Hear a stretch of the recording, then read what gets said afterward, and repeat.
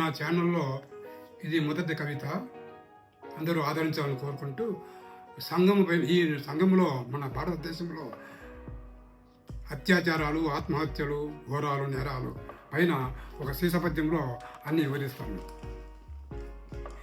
నేరాలు, ఘోరాలు, హత్యలు, ఆత్మహత్యలు ఇటీవల కాలంలో మరీ ఎక్కువగా మనం చూస్తూ ఉన్నాం. వీటిని సమూలంగా నివారించలేకపోయినా 90% నేరాలు, ఘోరాలను మనము 10 సూత్రాల ద్వారా మనం నివారించవచ్చు. ఆ 10 సూత్రాలు ఏమిటో ఒక శీర్షపద్యంలో వివరిస్తాను. కఠినంపు చట్టాలు కరువాయ దేశాన నైతిక విలువలు పతనమయ్య. కఠినంపు చట్టాలు కరువాయ దేశాన నైతిక విలువలు పతనమయ్య. చట్టాలు మన దేశంలో స్ట్రిక్ట్గా లేవు కాబట్టి ఎక్కువగా నేరాలు జరుగుతున్నాయి. ఇప్పుడు అదే మనం అమెరికాలో కూడా అమెరికా ప్రజాస్వామ్యం, మనది ప్రజాస్వామ్యం అయినా అక్కడ చట్టాలు చాలా కఠినంగా ఉంటాయి. అడవిలో మనం ఉంచేస్తే కూడా వెంటనే వచ్చి $100 ఫైన్ ఇస్తారు. అట్లా ఇమీడియట్ పనిష్మెంట్ ఉండాలి. అప్పుడే మనకు నేరాలు ఘోరాలు తగ్గుతాయి. ఆలస్య తీర్పుతో అందదు ఫలితంబు, ఆలస్య తీర్పుతో అందదు ఫలితంబు, బయలన్న పదమునే తొలగవలయు. జస్టిస్ డిలైడ్, జస్టిస్ డినైడ్ అని అంటే ఆలస్యంగా తీర్పిస్తే అది ప్రయోజనం లేదు. ఇప్పుడు మచ్చుకు మరి జయలలిత మద్రాసు చీఫ్ మినిస్టరు 22 ఏళ్ళు తీర్పిచ్చింది, అంతలుగా ఆమె చనిపోయినప్పుడు తీర్పిచ్చారు. అటువంటి తీర్పులు ఏం ప్రయోజనం లేదు. కాబట్టి ఆలస్య తీర్పులు అందదు ఫలితంబు, బయలన్న పదమునే తొలగవలయు. బయలు అనేది తీసిపారేయాలి. బయలు ఉంటే మళ్ళీ బయలులో వచ్చి మనం చేసుకోవచ్చు, ఉండొచ్చులే అని చెప్పేసి మనం చాలామంది నెగ్లెక్ట్ చేస్తారు. ఇంగ్లీషు మీడియం ఎక్కడా నీతులు కనరావు వినగలయము. ఇంగ్లీష్ మీడియంలో ఎక్కడ నీతులు కనపడవు. తెలుగు మీడియంలో అన్ని నీతులు, శతకాలు అన్నీ కూడా మనం చూస్తాం. కాబట్టి తెలుగు మీడియం ఉంటే కొంతవరకు ఉపయోగపడుతుంది అని. పని లేని వరంద ప్రక్కకు చూతురు ఉమ్మడి గృహము నచ్చే ఉండు విలువ.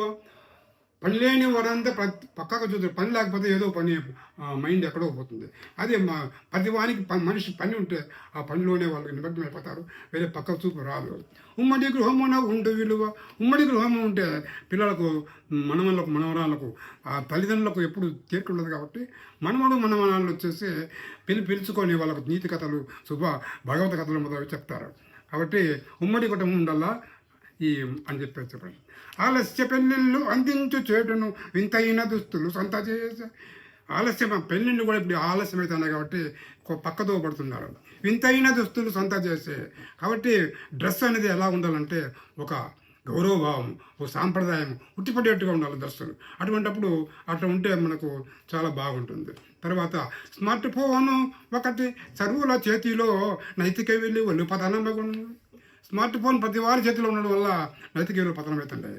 కాబట్టి లాస్ట్ 10వ అంశం, 10వ సూత్రం ఏమిటంటే తల్లిదండ్రి ప్రేమ తగ్గట్టు ఉండంగా నేరఘోరములను జారిపోరు. తల్లిదండ్రి పేరు బాగా ఉంటే పిల్లలు నేరాలకు పోరు. తిట్టుకుంటూ మీరు తెల్లవారి లేస్తుంటే తిట్టుతోన లేచి కొట్టుకుందరు.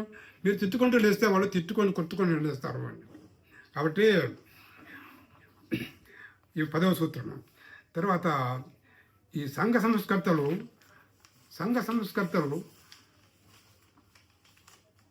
నేరస్తుల పాఠశాలలో పోయి సర్వే చేస్తే ఆ నేరస్తుల పాఠశాలలో 90% మంది బాలులకు తల్లి ఉంటే తండ్రి ఉండదు, తండ్రి ఉంటే తల్లి లేరు, లేదా ఇద్దరు లేకుండా ఉంటారు, లేదా ఇద్దరు ఉంటే తల్లిదండ్రులు కొట్టుకుంటూ తిట్టుకుంటూ ఉంటారు. అటువంటిప్పుడే పిల్లలు పక్కదారి పడతారు అని చెప్తూ మరి ఈ యొక్క కవితలో 10 సూత్రములు తప్పకుండా పాటిస్తే నేరాలు, ఘోరాలు 90% వరకు నివారించవచ్చు.